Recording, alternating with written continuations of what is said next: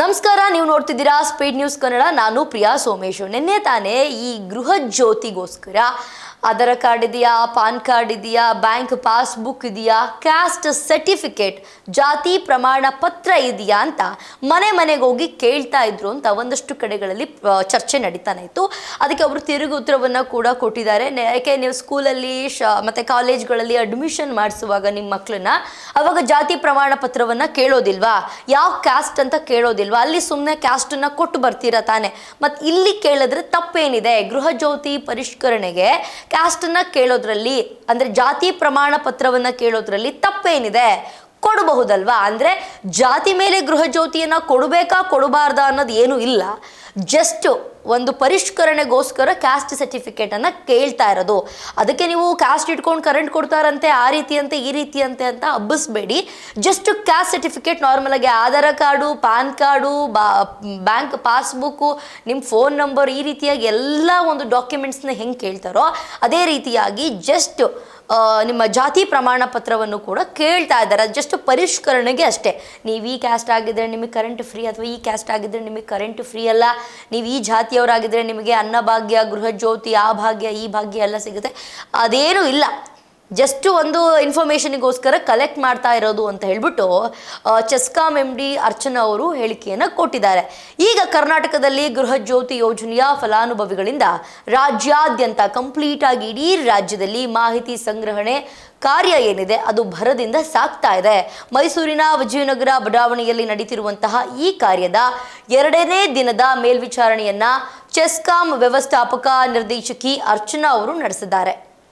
2ನೇ ದಿನ MD ಆಗಿರುವಂತಹ, ಅಂದರೆ ಚೆಸ್ಕಾಂ MD ಆಗಿರುವಂತಹ ಅರ್ಚನಾ ಅವರು, ನಿರ್ದೇಶಕಿ ಅರ್ಚನಾ ಅವರು ಈ ಒಂದು ಮೇಲ್ವಿಚಾರಣೆಯನ್ನು 2ನೇ ದಿನಕ್ಕೆ ಕಾಲಿಟ್ಟಾಗ ಅವರೇ ಈ ಒಂದು ಮೇಲ್ವಿಚಾರಣೆಯನ್ನು ನಡೆಸಿದ್ದಾರೆ. ಇದು ಗೃಹ ಜ್ಯೋತಿ ಯೋಜನೆಯ ಪರಿಷ್ಕರಣೆ ಅಲ್ಲ, ಬದಲಾಗಿ ಮುಂದೆ ಭವಿಷ್ಯದಲ್ಲಿ ಯೋಜನೆಗಳ ಸಮರ್ಪಕ ಅನುಷ್ಠಾನಕ್ಕಾಗಿ ಹಾಗೆಯೇ ಫಲಾನುಭವಿಗಳ ಕುರಿತು ಹೆಚ್ಚಿನ ಮಾಹಿತಿಯನ್ನು ಪಡೆಯೋದಕ್ಕೆ ನಡೆಸ್ತಿರುವಂತಹ ಒಂದು ವ್ಯವಸ್ಥಿತ ಮಾಹಿತಿ ಕಲೆ ಹಾಕುವ ಪ್ರಕ್ರಿಯೆ ಅಂತ ಅವರು ಸ್ಪಷ್ಟಪಡಿಸಿದ್ದಾರೆ. ಈ ಗೃಹ ಜ್ಯೋತಿಗೋಸ್ಕರ ಅಥವಾ ಅನ್ನಭಾಗ್ಯಕ್ಕೋಸ್ಕರ ಈ ಒಂದು ಪರಿಷ್ಕರಣೆ ನಡೀತಿರೋದು ಅಲ್ಲ. ಅಂದರೆ ಮುಂದೆ ಫ್ಯೂಚರಲ್ಲಿ, ಅಂದರೆ ಬದಲಾಗಿ ಭವಿಷ್ಯದ ಯೋಜನೆಗಳ ಮುಂದೆ ಏನಾದರೂ ಯೋಜನೆ ಬಂದರೆ ಯಾವ್ಯಾವ ಕ್ಯಾಸ್ಟು ಅಥವಾ ಯಾರಿಗೆ ಎಷ್ಟು ಇನ್ಕಮ್ ಇದೆ, ಯಾರು ಎಷ್ಟು ಅಂದರೆ ಬಿಲೋ ಪಾವರ್ಟಿ ಲೈನ್ ಆ ಥರ ಯಾರಿಗಿದೆ ಅದನ್ನು ನೋಡೋದಕ್ಕೋಸ್ಕರ, ಅದನ್ನು ತಿಳ್ಕೊಳ್ಳೋದಕ್ಕೋಸ್ಕರ ಭವಿಷ್ಯದ ಯೋಜನೆಗಳ ಸಮರ್ಪಕವಾಗಿ ಅನುಷ್ಠಾನಕ್ಕಾಗಿ ಹಾಗೆಯೇ ಫಲಾನುಭವಿಗಳ ಕುರಿತು ಹೆಚ್ಚಿನ ಮಾಹಿತಿಯನ್ನು ಪಡೆಯೋದಕ್ಕೋಸ್ಕರ ನಡೆಸ್ತಿರುವಂತಹ ಒಂದು ವ್ಯವಸ್ಥಿತ ಮಾಹಿತಿ ಕಲೆ ಹಾಕುವ ಪ್ರಕ್ರಿಯೆ ಅಂತ ಅರ್ಚನಾ ಅವರು ಹೇಳಿದ್ದಾರೆ. ಅದಕ್ಕೆ ಸ್ಪಷ್ಟನೆಯನ್ನು ಕೂಡ ಕೊಟ್ಟಿದ್ದಾರೆ. ಅದ್ರ ಜೊತೆಗೆ ಚೆಸ್ಕಾಂ ಸಿಬ್ಬಂದಿ ಮನೆಗೆ ತೆರಳಿ ಒಟ್ಟು 11 ಅಂಶಗಳ ಮಾಹಿತಿಯನ್ನು ಸಂಗ್ರಹಿಸ್ತಾ ಇದ್ದಾರೆ. ಯಾವುದೆಲ್ಲ 11 ಮಾಹಿತಿಗಳಂತ ನೋಡೋದಾದರೆ ಆಧಾರ್ ಕಾರ್ಡ್ನ ನಂಬರ್, ಅಂದರೆ ಆಧಾರ್ ಸಂಖ್ಯೆ, ಮೊಬೈಲ್ ನಂಬರ್, ಪಡಿತರ ಚೀಟಿ ವಿವರಗಳು, ಹಾಗೆ ಮನೆಯ ಮಾಲೀಕತ್ವ, ಅಂದರೆ ಸ್ವಂತ ಮನೆನ, ಬಾಡಿಗೆ ಮನೆನ ಅಥವಾ ಲೀಸಿಗಿದಾರಾ, ಇದನ್ನು ಕೂಡ ಕಲೆ ಹಾಕ್ತಾ ಇದ್ದಾರೆ. ಈ ಥರ ಒಂದಷ್ಟು ಸಣ್ಣ ಪುಟ್ಟ ವಿಚಾರಗಳನ್ನ ಇಟ್ಕೊಂಡು ಎಲ್ಲರನ್ನೂ ಕೂಡ ಮಾಹಿತಿ ಕಲೆ ಹಾಕ್ತಾ ಇದ್ದಾರೆ.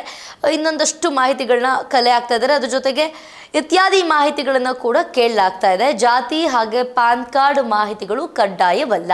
ಅಕಸ್ಮಾತ್ ಕ್ಯಾಸ್ಟ್ ಸರ್ಟಿಫಿಕೇಟ್ ಇಲ್ಲ ಅಂತಂದರೆ ಅಥವಾ ಪಾನ್ ಕಾರ್ಡ್ ಇಲ್ಲ ಅಂತಂದರೆ ಅದೆಲ್ಲ ಏನು ಕಡ್ಡಾಯ ಅಲ್ಲ, ತೊಂದರೆ ಇಲ್ಲ. ಬೇಕಾಗಿರೋದು ಮೇಯ್ನಾಗಿ ಆಧಾರ್ ಕಾರ್ಡ್ ಆಗಿರಬಹುದು, ಮೊಬೈಲ್ ನಂಬರ್ ಆಗಿರಬಹುದು, ಪಡಿತರ ಚೀಟಿ, ಅದ್ರ ಜೊತೆಗೆ ಸ್ವಂತ ಮನೆಯಲ್ಲಿದ್ದೀರಾ ಅಥವಾ ಬಾಡಿಗೆ ಮನೆಯಲ್ಲಿದ್ದೀರಾ ಅನ್ನೋದು ಮ್ಯಾಟರ್ ಆಗುತ್ತೆ. ಅದರ್ವೈಸ್ ನೀವು ಜಾತಿ ಪ್ರಮಾಣ ಪತ್ರ ಅಥವಾ ಪಾನ್ ಕಾರ್ಡ್ ಇಲ್ಲ ಅಂದರೂ ಕೂಡ ನಡೆಯುತ್ತೆ, ಅದು ಕಡ್ಡಾಯ ಏನು ಅಲ್ಲ ಅಂತ ಅರ್ಚನಾ ಅವರು ತಿಳಿಸಿದ್ದಾರೆ. ಮತದಾರರ ಗುರುತಿನ ಚೀಟಿ ಮಾಹಿತಿ ಮಾತ್ರ ಕಡ್ಡಾಯವಾಗಿದೆ. ಅಂದರೆ ಹೊರ ರಾಜ್ಯದಿಂದ ಬಂದು ಇಲ್ಲೂ ಕೂಡ ಸಾಕಷ್ಟು ಜನ ನೆಲೆಸಿದ್ದಾರೆ. ಓಟ್ ಎಲ್ಲ ಅವ್ರಿಗೆ ಅಲ್ಲಿರುತ್ತೆ, ಬಟ್ ಇಲ್ಲಿ ಗೃಹ ಜ್ಯೋತಿ, ಅನ್ನಭಾಗ್ಯ, ಫ್ರೀ ಬಸ್ ಎಲ್ಲದರಲ್ಲೂ ಓಡಾಡ್ತಾ ಇದ್ದಾರೆ. ಸೊ ಹಾಗಾಗಿ ಮಸ್ಟ್ ಆ್ಯಂಡ್ ಶುಡ್ ಈ ವೋಟರ್ ID ಏನಿದೆ ಅದು ಇರಲೇಬೇಕು ಅಂತ ಅರ್ಚನಾ ಅವರು ಹೇಳಿದ್ದಾರೆ. ಇದಾಗುತ್ತೆ ಇವತ್ತಿನ ವಿಶೇಷ. ನೋಡ್ತಾ ಇರಿ ಸ್ಪೀಡ್ ನ್ಯೂಸ್ ಕನ್ನಡ, ಸುದ್ದಿ ನಿಮ್ಮದು, ವೇಗ ನಮ್ಮದು.